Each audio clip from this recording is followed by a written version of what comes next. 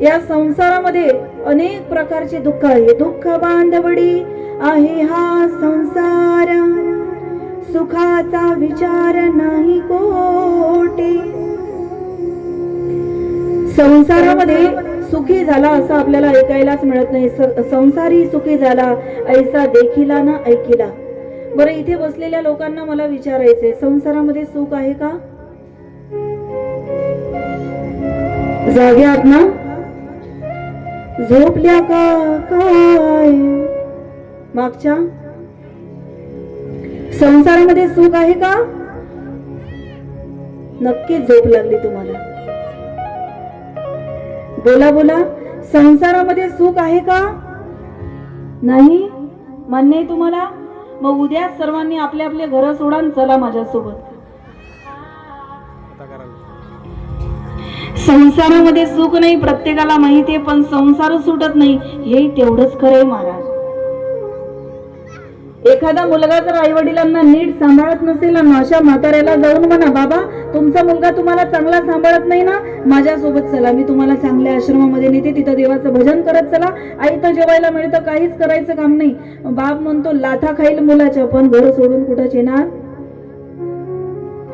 संसार दुःखमयच आहे, पण संसार सुटत नाही हेही तेवढंच खरे. आणि हा संसार कसा आहे, बहिणाबाई चौधरी फार गोड वर्णन करतात. हरी संसार संसार जसा तवा तुल्यावर, आधी हाताला चटके तेव्हा मिळते भाकर. हरी संसार संसार दोन जीवांचा विचार, जिथे सुखाला नकार आणि दुःखाला होकार. अरे संसार संसार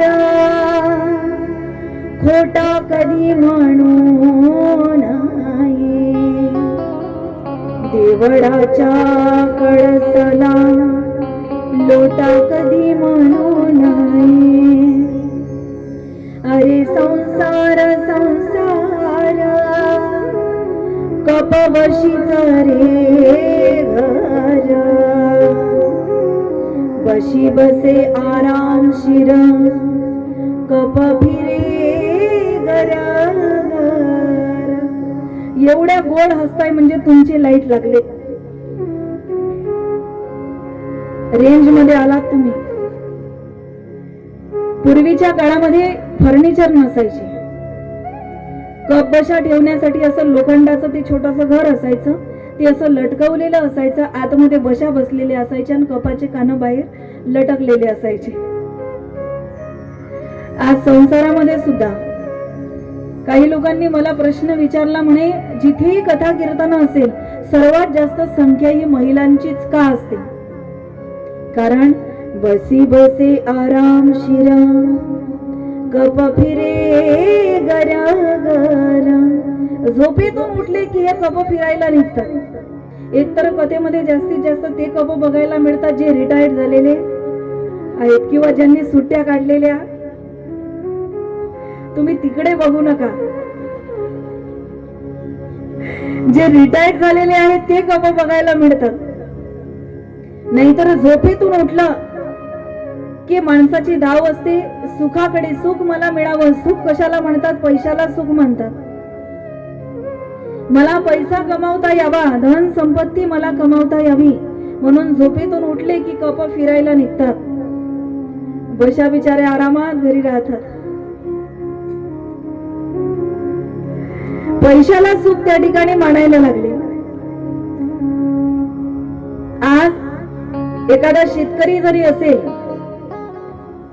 कपाची दैना सांगते मी तुम्हाला, एखादा शेतकरी जरी असेल, त्याला जर शेतामध्ये काही धान्य पेरायचं आहे, बी बियाणं विकत आणायचं आहे, पण पैसा नाही जवळ, मग अशा वेळेला कर्ज काढलं जातं. कर्ज कोणाच्या नावावर काढलं जातं? कपाच्या. कर्ज कोणाच्या नावावर काढणार? कपाच्याच. कर्ज काढून आणल्यानंतर बी बियाणं आणायला जाणार कोण? कपच. ते धान्य त्याचे ओझ वाहत आणणार कोण? बोला तुम्ही. कपच. एवढंच म्हणत चला. कपच. धान्य ते बी बियाणं आणलं की शेतामध्ये पेरायला नेणार कोण? हा, शाबाश. ते थोडं बी बियाणं पेरल्यानंतर हलकं हलकं थोडं उगवलं की अर्ध्या रात्री पाणी द्यायला जाणार कोण? कपच. ते पूर्ण पीक तयार झालं, काढून आणायला जाणार कोण? कपच. धान्य निघालं, मार्केटमध्ये विकायला नेणार कोण? कपच. मग बशीचा हळूच फोन जातो, हॅलो कितीला गेलो? तो म्हणतो चांगलं भाग्य, यावर्षी आपलं 15 लाखाला गेलं.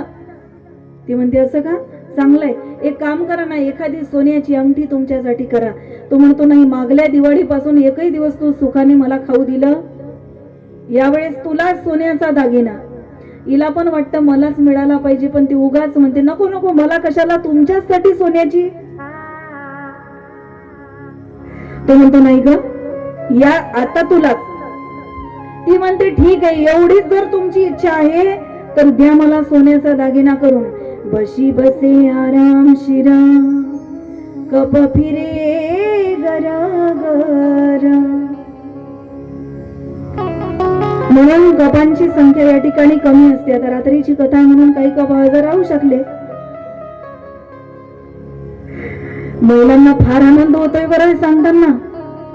तुम्हाला पण हेच सांगते, यांनी जर सोनं घेऊन मागितलं, यांना कधीच नाही म्हणायचं. इथे बसलेल्या सगळ्या पुरुषांना बायकोने जर सोनं विकत घेऊन मागितलं तर बायकोला नाही कधीच म्हणायचं. तर एकच नंबर बोललात तुम्ही, आमच्या मनातलं बोललात. उद्याच मागते करून कृष्ण जन्माला घालायला. तुम्हाला आनंद होतोय, पण तिकडे टेन्शन आलंय बरं. तिकडे टेन्शन आलंय. पण माझं पूर्ण वाक्य ऐका. बायकोने जर सोनं घेऊन मागितलं तर बायकोला सोन्यासाठी कधीच नाही म्हणायचं नाही. त्याचं कारण आहे महाराज, आज तुमच्याकडे पैसा आहे म्हणून तुम्ही त्यांना सोनं करून द्याल जर त्यांनी मागितलं तर, किंवा तुमची इच्छा असली तर. पण एक सांगू, जीवनात जर कुठलं संकट आलं ना, जीवनात पैशाचं जर कधी काम पडलं ना, तुमचे शेजारी तुमच्या कामात पडतील ना, तुमचे भाऊ बहीण इतर नातेवाईक तुमच्या कामात पडतील. पण संकट जर जीवनामध्ये आलं तर तुमची बायको समोर येईल आणि म्हणेल हे घ्या सोनं, तुम्हीच मला करून दिलं होतं. संकट काळामध्ये हे तुमच्या नाही तर कोणाच्या उपयोगी पडणार. आणि ज्या वेळेला गरज पडेल ना, पुन्हा करून द्या. आता तुम्हाला गरज आहे ना, घ्या तुम्ही. ती पुढं सोनं घेऊन येणारी फक्त तुमची पत्नी असेल, म्हणून यांना सोनं घ्यायला नाही म्हणायचं नाही.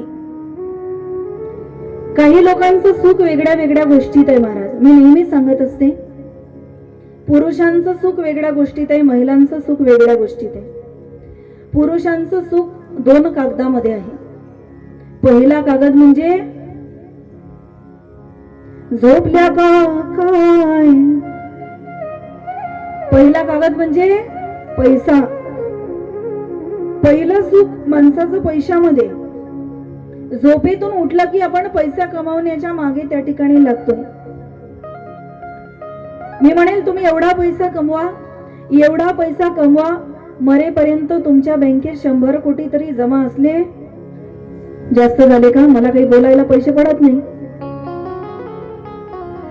100 कोटी तरी तुमच्या बँकेत जमा असले पाहिजे. पण मरायच्या आधी मृत्यूपत्र तयार करा आणि त्या मृत्यूपत्रामध्ये लिहून ठेवा, बेटा माझा एकुलता एक मुलगा तू आहेस. 100 कोटी बँकेत जमा आहे, 99 कोटी आजच तुझ्या नावावर करतोय. उरलेला 1 कोटी ज्या दिवशी मी मरेल त्या दिवशी 1-1 लाखाच्या गड्ड्या बनव त्याच्या आणि माझ्या मढ्याच्या भोवती अशा रचून ठेव. ठेवेल ना तुमची मुलं? ठेवेल ना? पुरुष मंडळी ठेवतील ना? नाही? काय स्वाभिमान आहे तुम्हाला? तरी पैशाच्या मागे आपली मरमर चालली ती चाललीच आहे. अरे 1 कोटी जाऊ द्या, 1 लाख जाऊ द्या, तुमच्या कपाळाला जो शेवटचा 1 रुपया लागेल ना, तो पण तुमच्या मुलाच्या खिशातला नसेल. त्या पैशामध्ये सुख मानलं आपण. दुसरं सुख यांचं पैशापेक्षा मोठं आहे. दुसरा कागद यांना पैशापेक्षाही जास्त आवडतो. त्या कागदाचं नाव आहे जमिनीचा 7/12. काही लोक मोठ्या अभिमानाने सांगतात, महाराज या लिंबापासून त्या लिंबापर्यंत अवघी प्रॉपर्टी, अवघी जमीन या पठ्ठ्याची आहे, मी मालक आहे. ती भूमी सुद्धा हसत असते. अरे तुझा आजा पण हेच म्हणत होता, तुझा पणजा पण हेच म्हणत होता, तुझा बापही तेच म्हणत होता, एकही राहिला नाही ना, आता तू पण तेच म्हणतोय. आमच्या साधू संतांनी या प्रसंगाचं वर्णन गोड केलंय. आजा मेला पणजा मेला, बाप मसण गेला.